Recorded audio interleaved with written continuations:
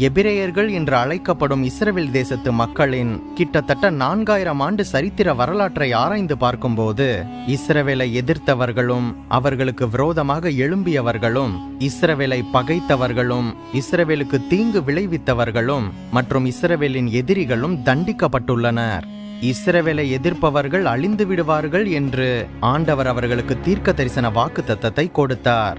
அதன்படியே அன்று முதல் இன்று வரை 4000 ஆண்டுகளாக இஸ்ரவேலுக்கு விரோதமாக எழும்பும் அனைத்து மனிதர்களும் இனங்களும் எதிரிகளும் அழிந்து போய்விட்டனர். இஸ்ரவேலை அழிக்க நினைத்தவர்கள்தான் அழிந்து போயிருக்கின்றனர். ஆனால் இஸ்ரேல் தேசம் இன்றும் இருக்கின்றது. யூதர்கள் இன்றும் வாழ்கின்றனர். இந்த 4000 ஆண்டு வரலாற்றில் யாரெல்லாம் இஸ்ரேலை முறியடிக்க நினைத்தனர், கடைசியில் அவர்கள் எப்படி தண்டிக்கப்பட்டனர், அவர்களது முடிவு எவ்வளவு பரிதாபமாக இருந்தது என்பதை பற்றி இந்த பதிவில் விரிவாக பார்க்கலாம். கிமு 606 எரேமியா 30:11 முதல் 16 வசனங்களில் ஆண்டவர் இஸ்ரேலுக்கு ஒரு வாக்குத்தத்தத்தை கொடுத்தார். உன்னை இரட்சிப்பதற்காக நான் உன்னோடே இருக்கின்றேன் என்று கர்த்தர் சொல்கின்றார். உன்னை சிதறடித்த எல்லா ஜாதிகளையும் நான் நிர்மூலமாக்குவேன். உன்னையோ நான் நிர்மூலமாக்காமலும் முற்றிலும் தண்டியாமல் விடாமலும் மட்டாக தண்டிப்பேன். ஆதலால் உன்னை பட்சிக்கிறவர்கள் யாவரும் பட்சிக்கப்படுவார்கள். உன் சத்துருக்கள் எல்லாம் சிதறி போவார்கள். உன்னை சூறையாடுகின்றவர்கள் சூறையாடப்படுவார்கள். உன்னை கொள்ளையிடுகின்ற அனைவரையும் நான் கொள்ளைக்கு ஒப்பு கொடுப்பேன் என்று கர்த்தர் அவர்களுக்கு உறுதியளித்தார். இந்த தீர்க்க தரிசனம் எரேமியாவினால் கூறப்பட்ட பின்பு மட்டுமல்ல, அதற்கு முன்பாக 1300 வருடங்களுக்கு முன்பதாக இருந்தே ஆண்டவர் ஆபிரகாமை தெரிந்தெடுத்து அழைத்தது முதற்கொண்டு இந்த முன்னுரைப்பு வாக்குத்தத்தம் அமலுக்கு வந்திருப்பதை நாம் பரிசுத்த வேதாகமத்தின் மூலம் அறிந்து கொள்ள முடியும். முதலாவதாக கிமு 1920 கானான் தேசத்தில் பஞ்சம் உண்டானபடியினால் ஆபிரகாம் தன் மனைவியோட எகிப்து தேசத்திற்கு போனார். இந்த எகிப்தியர் சாராளை ரூபவதி என்று கண்டு பார்வோனிடத்திற்கு அழைத்து சென்றனர். சாராளி நிமித்தம் கர்த்தர் பார்வோனையும் அவன் வீட்டார் அனைவரையும் மகா வாதையினால் வாதித்தார். பின்னர் பார்வோன் இந்த வாதையின் காரணத்தை அறிந்து ஆபிரகாமையும் சாராளையும் அவர்களுக்கு உண்டான எல்லாவற்றையும் திருப்பி அனுப்பி வைத்தான் என்று ஆதியாகமம் 12:10 முதல் 20 நாம் பார்க்க முடியும். இரண்டாவதாக, இந்த சம்பவம் நடந்து 22 வருடங்களுக்கு பின்பாக கிமு 1898 ஆபிரகாம் மர்மேயிலிருந்து புறப்பட்டு தெற்கே போய் கோரார் என்கின்ற இடத்திலே தங்கினார். அங்கு அவர்களோடு கோராரின் ராஜாவாகி அபிமலைக்கு பிரச்சனை செய்தபோது ஆண்டவர் இரவிலே அபிமலைக்கு சொப்பனத்திலே தோன்றி அவனை எச்சரித்து, நீ அவளை விடாதிருந்தால் நீயும் உன்னோட சேர்ந்த யாவரும் சாகவே சாவீர்கள் என்று கூறினார். கர்த்தருடைய இந்த எச்சரிப்பினாலே அபிமலேக்கு ஆடு மாடுகளையும் வேலைக்காரர்களையும் வேலைக்காரிகளையும் கொடுத்து ஆபிரகாமையும் சாராளையும் அனுப்பி வைத்தான். ஆபிரகாம் தேவனிடம் இவனுக்காக வேண்டிக் கொண்டான். அப்பொழுது தேவன் ஆபிரகாமின் நிமித்தம் இந்த அபிமலேக்கின் வீட்டாரை குணமாக்கி அவன் பிள்ளை பெறும்படி அனுக்கிரகம் செய்தார் என்று ஆதியாகமம் 20:1 முதல் 18 பார்க்க முடியும்.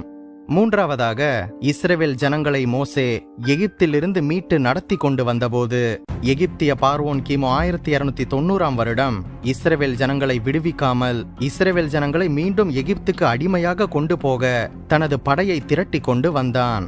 ஆனால் கர்த்தர் சிவந்த சமுத்திரத்தை 2ஆக பிளந்து இஸ்ரேல் ஜனங்கள் கடந்து போக அவர் வழி உண்டாக்கினார். ஆனால் பார்வோனின் படைகளோ அதே வழியில் வந்தபோது சமுத்திரம் ஒன்றாக சேர்ந்து பார்வோனையும் அவன் படைகள் அனைத்தையும் மூழ்கி அழித்து போட்டது என்று யாத்திராகமம் 14:5 முதல் 28 பார்க்கின்றோம்.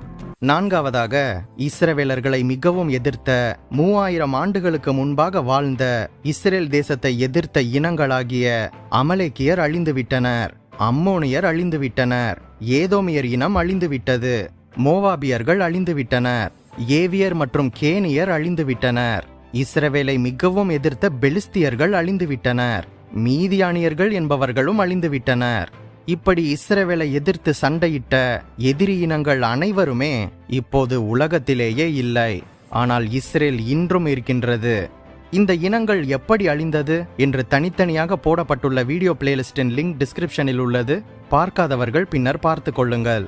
அதுபோக எகிப்து தேசத்தின் தலைநகரங்களாக இருந்த சோவான், நோப் முதலிய நகரங்கள் காலப்போக்கில் அழிக்கப்பட்டு இப்பொழுது இடிபாடுகளாக கிடக்கின்றது என்பது குறிப்பிடத்தக்கது.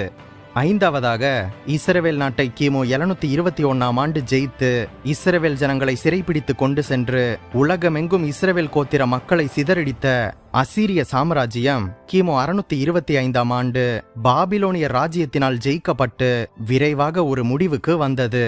இந்த அசீரியர்களின் சாம்ராஜ்யமே அழிந்து போனது. அசீரிய இனமும் அழிந்துவிட்டது.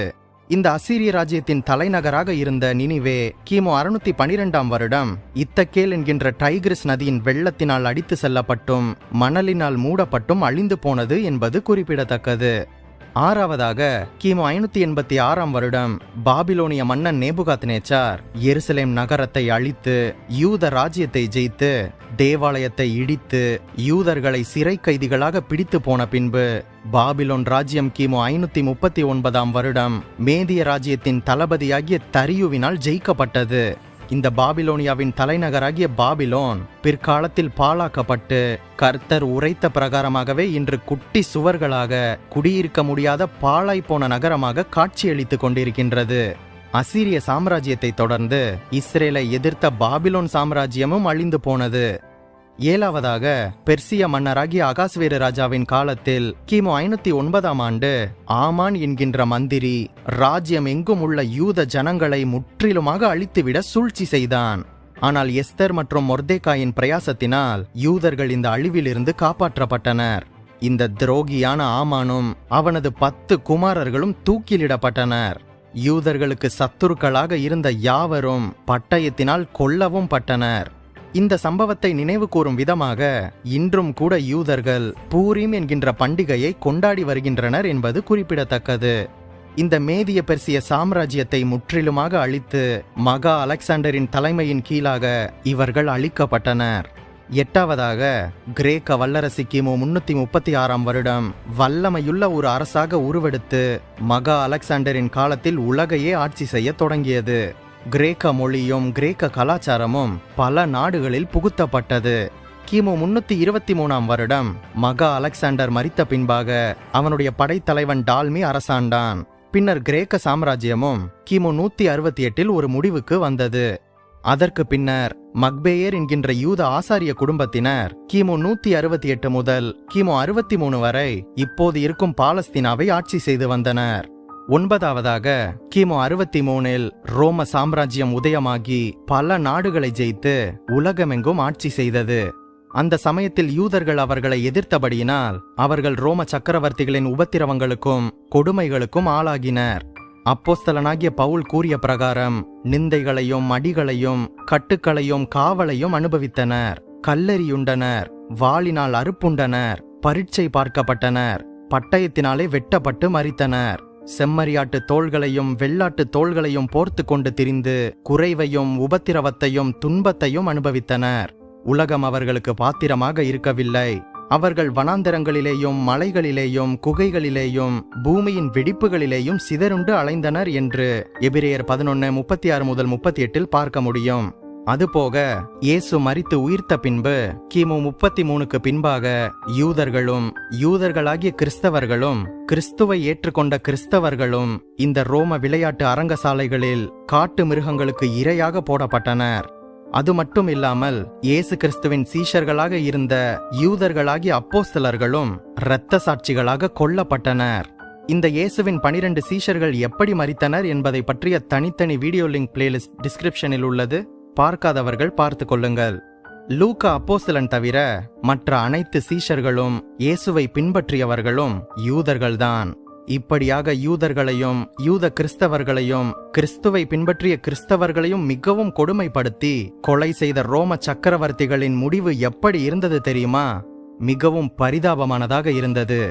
மிக கொடூரமாக அனைவரையும் கொலை செய்த நீரோ மன்னன் தனது வாழ்க்கையில் நிம்மதி இல்லாமல் கவலையின் மிகுதியினால் தற்கொலை செய்து கொண்டான். அடுத்ததாக டோமிஷியன் அவன் செய்த செயல்களுக்காக வெறுப்பு கொண்டு அவனது பணியாட்களே அவனை படுகொலை செய்துவிட்டனர். அடுத்ததாக ஹெட்ரியன் தீர்க்க முடியாத நோயினால் வாதிக்கப்பட்டு கொடிய வேதனையை அனுபவித்து பரிதாபமாக மரித்தான். அடுத்ததாக செவரல் செப்டிமியஸ் தன் சொந்த மகனுடைய துரோகத்தினால் அவன் கொலை செய்யப்பட்டான். அடுத்ததாக மேக்சிமின் 3 ஆண்டுகள் மட்டுமே அரசாட்சி செய்து கடைசியில் அகால மரணமடைந்தான். அடுத்ததாக டேசியஸ் பாவம் சேற்றில் புதைந்து மடிந்தான். அவனது உடலே எடுக்கப்படவில்லையாம். அடுத்ததாக வலேரியன் இவன் எதிரி ஜனங்களினால் பிடிக்கப்பட்டு உயிரோடு தோல் உரிக்கப்பட்டு அகோரமாக மரணமடைந்தான். அடுத்ததாக டயோக்ளிஷியன். இவன் பைத்தியக்காரனாகி தனது பதவியை இழந்து தனது வாழ்க்கையை பரிதாபமாக முடித்து கொண்டான். அடுத்ததாக மேக்சிமனஸ் வலேரியஸ். இவன் அரசு உரிமையை இழந்து கவலை தாங்க முடியாமல் நாண்டு கொண்டு தூக்கில் செத்துவிட்டான். அடுத்ததாக ஜூலியன். போரில் காயமடைந்து விழுந்து தன் உடலில் இருந்து வடிந்த உறைந்த இரத்தத்தை தன் கையினால் அள்ளி வானத்துக்கு நேராக எறிந்து, இயேசுவாகிய நசரேயனே, நீயே வெற்றியடைந்தாய் என்று கூறிக்கொண்டே பரிதாபமாக மரித்தானாம். இப்படியாக ஆண்டவர் தாம் தெரிந்து கொண்ட இஸ்ரவேல் மக்களாகிய யூதர்களையும் தம்முடைய குமாரனாகிய இயேசு கிறிஸ்துவை ஏற்றுக்கொண்ட கிறிஸ்தவர்களையும் கொடுமைப்படுத்திய அனைவரையுமே தண்டிக்காமல் விடவில்லை. இவர்கள் யூதர்களுக்கும் யூத கிறிஸ்தவர்களுக்கும் கிறிஸ்துவை பின்பற்றிய கிறிஸ்தவர்களுக்கும் செய்த கொடுமைகளுக்காகவும் துரோகங்களுக்காகவும் அவர்கள் பரிதாபமாக மரித்தனர். இந்த ரோம சக்கரவர்த்திகளும் போர் சேவகர்களும் யூதரை கொடுமைப்படுத்தினதற்கு அளவே இல்லை.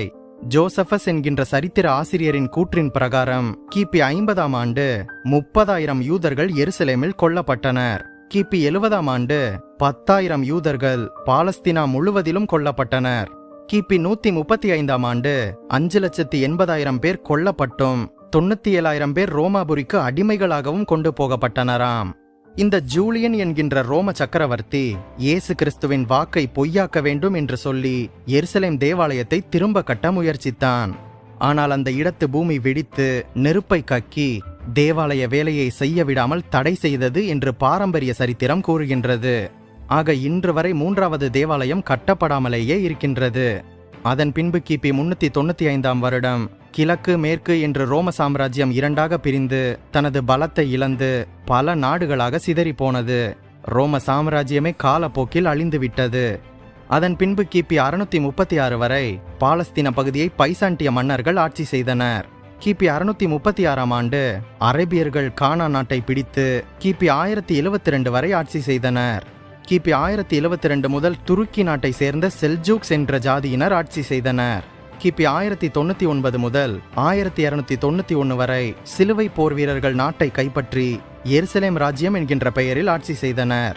கிபி 1291 முதல் கிபி 1516 வரை மமலூக்கியர் என்கின்ற எகிப்தை ஆண்ட அரசர்கள் பாலஸ்தீனாவை கைப்பற்றி ஆட்சி செய்தனர்.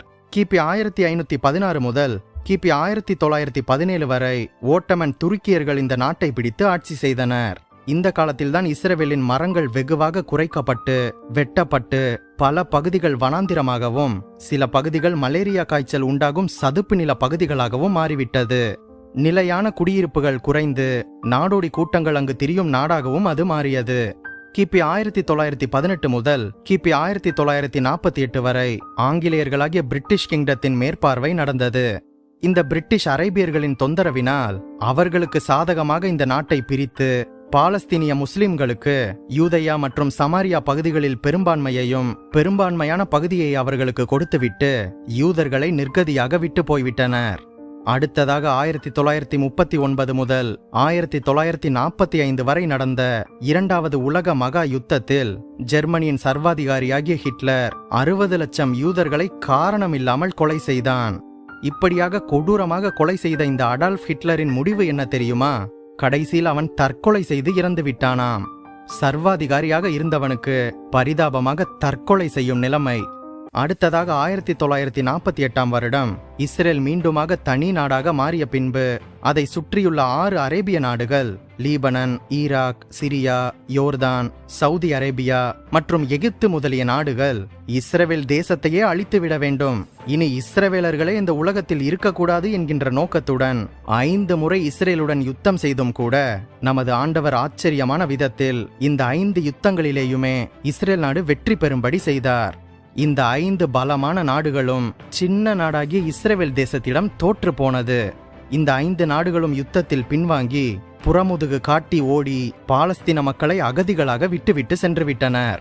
அதுபோக 1947 நவம்பர் 29ஆம் தேதி நியூயார்க் நகரில் ஐக்கிய நாடுகளின் பொது சபையில் 56 பேர் கூடி பாலஸ்தீன நாட்டை யூதர்களுக்கும் அரேபியர்களுக்கும் பிரித்து கொடுப்பதை பற்றி ஒரு முடிவெடுக்க தீர்மானித்தனர். அதில் இந்த அரபு நாடுகளின் பிரதிநிதிகள் யாவரும் யூதர்களுக்கு நாடே கொடுக்கக்கூடாது என்கின்ற கடுமையான தீர்மானத்தை எடுத்தனர். இப்படி முடிவை எடுத்த சில அரேபியர்களின் முடிவு எப்படி இருந்தது என்று பார்ப்போமா? எகிப்தின் பிரதிநிதி முகமது நக்ரோஷி பாஷா 28/12/1948 கெய்ரோவில் தனது அலுவலகத்தில் இருந்து வெளியேறும் போது ஒரு முஸ்லிமினால் சுட்டுக் கொல்லப்பட்டான்.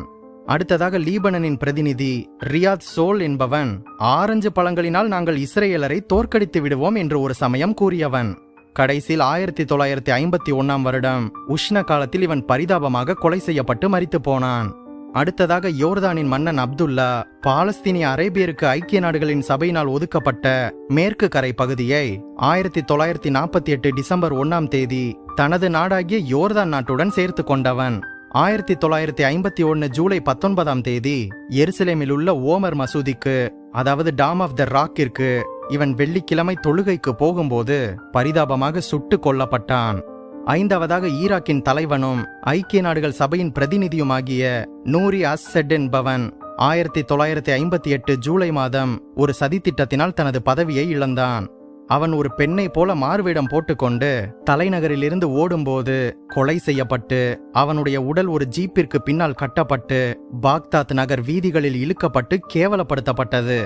இப்படியாக இஸ்ரேல் என்கின்ற ஒரு நாடு உருவாக ஐக்கிய நாடுகள் சபையில் முட்டுக்கட்டை போட்டவர்களில் பலர் அகோர மரணத்தை சந்தித்தனர். தேவன் இஸ்ரவேல் மக்களுக்கு வாக்கு பண்ணியிருக்கின்றார், உங்களை தொடுகின்றவன் கர்த்தராகிய என்னுடைய கண்மணியை தொடுகின்றான். உங்களுக்கு விரோதமாக உருவாக்கப்படும் எந்த ஆயுதமும் வாய்க்காதே போகும். உன்னுடைய கை உன் விரோதிகளின் மேல் உயரும். உன் சத்துருக்கள் எல்லாரும் சங்கரிக்கப்படுவார்கள் என்று கூறியிருக்கின்றார். ஆண்டவரின் முன்னுரைப்பின்படி இஸ்ரவேல் மக்களை, யூதர்களை யார் யாரெல்லாம் கொடுமைப்படுத்தினார்களோ அல்லது சிறுமைப்படுத்தினார்களோ அவர்கள் யாவரும் தண்டிக்கப்படுவது மாத்திரமல்ல, பூமியில் இராதபடி அழிக்கப்பட்டு போவார்கள் என்று திட்டவட்டமாக கூறியிருக்கின்றார்.